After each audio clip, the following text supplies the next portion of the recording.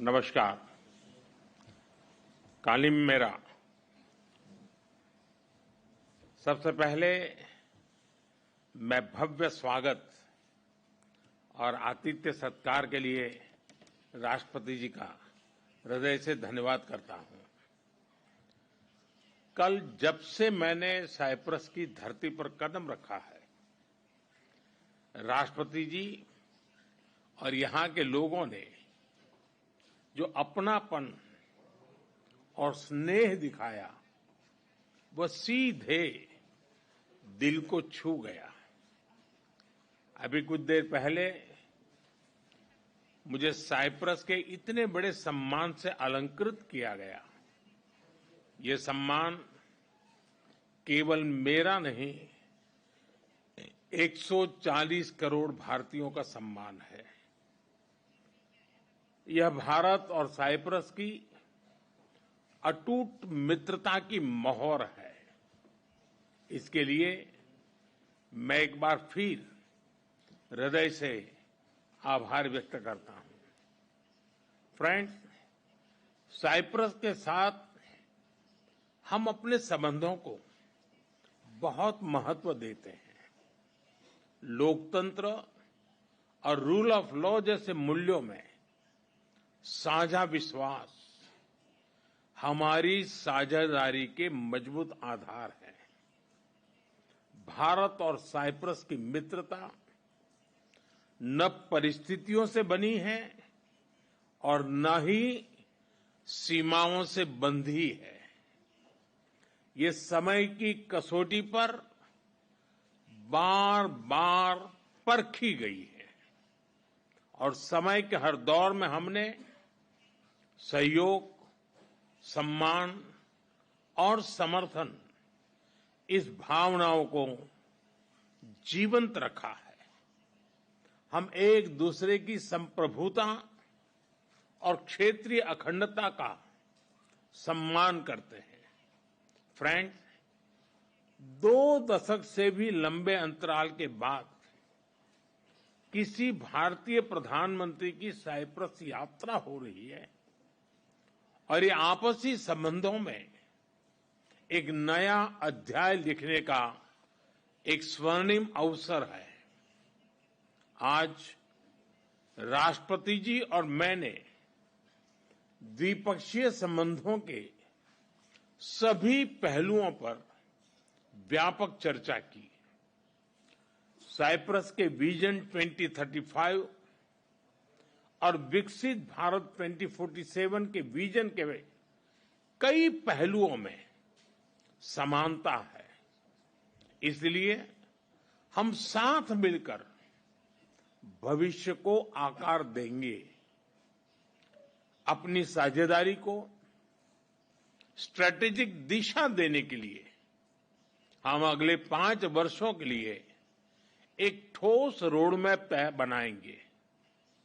रक्षा और सहयोग को और मजबूती देने के लिए द्विपक्षीय डिफेंस कोऑपरेशन प्रोग्राम के तहत रक्षा उद्योग पर बल दिया जाएगा। साइबर और मैरीटाइम सिक्योरिटी पर अलग से डायलॉग शुरू किया जाएगा। क्रॉस बॉर्डर टेररिज्म के विरुद्ध भारत की लड़ाई में साइप्रस के सतत समर्थन के लिए हम बहुत बहुत आभारी हैं। आतंकवाद, ड्रग्स और आर्म्स की तस्करी की रोकथाम के लिए हमारी एजेंसीज के बीच रियल टाइम इंफॉर्मेशन एक्सचेंज का मैकेनिज्म तैयार किया जाएगा। हम दोनों सहमत हैं कि हमारे आपसी व्यापार और निवेश में बहुत पोटेंशियल है। कल राष्ट्रपति जी के साथ मैंने दोनों देशों के आर्थिक संबंधों को लेकर बिजनेस जगत में एक उत्साह और सिनर्जी को महसूस किया। हम एक पारस्परिक लाभकारी भारत और ईयू फ्री ट्रेड एग्रीमेंट को साल के अंत तक संपन्न करने के लिए काम कर रहे हैं। इस साल भारत, साइप्रस और ग्रीस बिजनेस और इन्वेस्टमेंट काउंसिल भी लॉन्च किया गया है।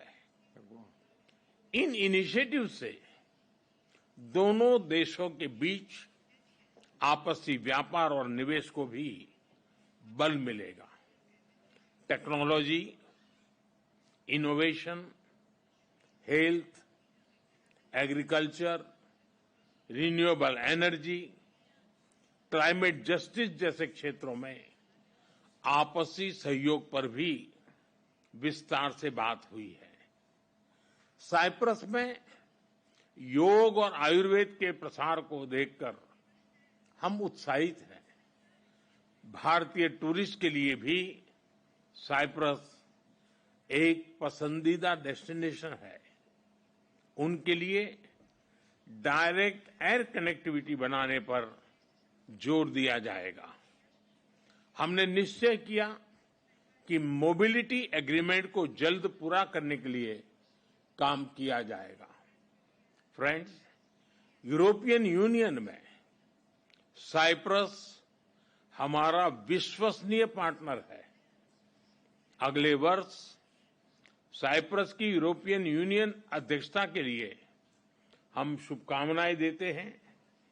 हमें विश्वास है कि आपकी अध्यक्षता में भारत और ईयू संबंधों में नए आयाम जुड़ेंगे।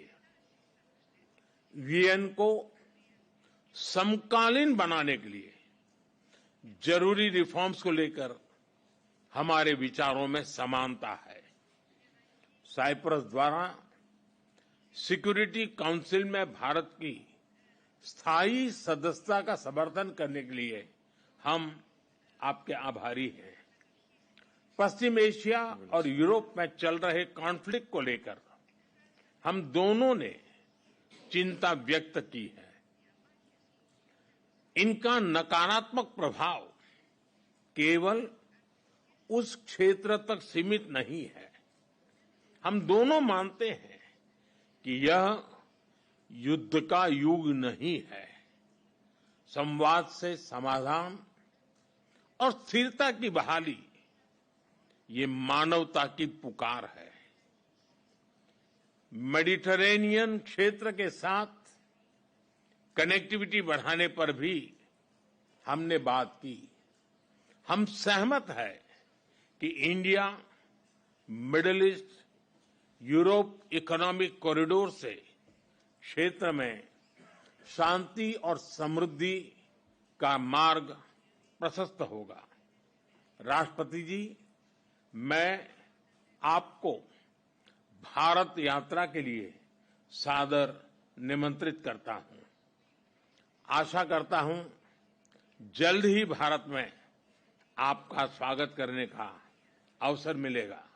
एक बार फिर इस विशिष्ट आतिथ्य और सम्मान के लिए बहुत बहुत धन्यवाद।